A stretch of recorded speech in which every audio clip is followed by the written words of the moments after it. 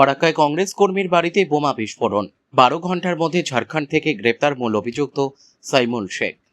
মুর্শিদাবাদ। উল্লেখ্য, সোমবার সকালে ফরাক্কা থানার নয়নসুখ মানিকনগর এলাকায় সাইমুল শেখ কংগ্রেস কর্মীর বাড়ির ছাদে মজুত করে রাখা বোমা ফেটে এলাকায় ব্যাপক চাঞ্চল্য ছড়িয়েছিল। বিস্ফোরণের তীব্রতায় বাড়ির ছাদের পাঁচিলের একটি বড় অংশ ভেঙে পড়ে, যদিও এই ঘটনায় কোনো হতাহতের খবর পাওয়া যায়নি। এরপর এলাকায় চাপা উত্তেজনার সৃষ্টি হয়।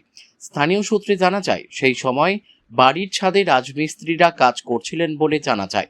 প্রত্যক্ষদর্শীদের দাবি, ছাদের এক কোণে আগে থেকেই বোমা রাখা ছিল, যা আচমকাই ফেটে যায়। বিস্ফোরণের শব্দে কেঁপে ওঠে গোটা এলাকা।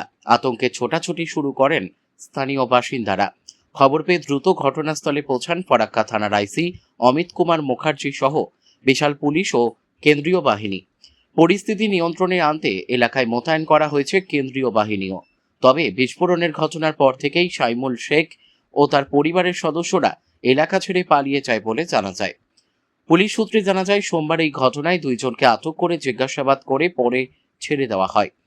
সেই ঘটনায় মূল অভিযুক্ত সাইমুল শেখকে সোমবার রাতে প্রায় 12 ঘন্টার মধ্যে ঝাড়খণ্ডের পাকুড় থেকে গ্রেপ্তার করে পুলিশ।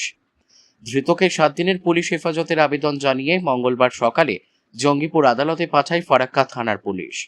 পুলিশ হেফাজতে নিয়ে জানা যাবে ঠিক কী কারণে বাড়ির ছাদে বোমা মজুত করা হয়েছিল এবং এর নেপথ্যে অন্য কোনো বড় ষড়যন্ত্র রয়েছিল কিনা।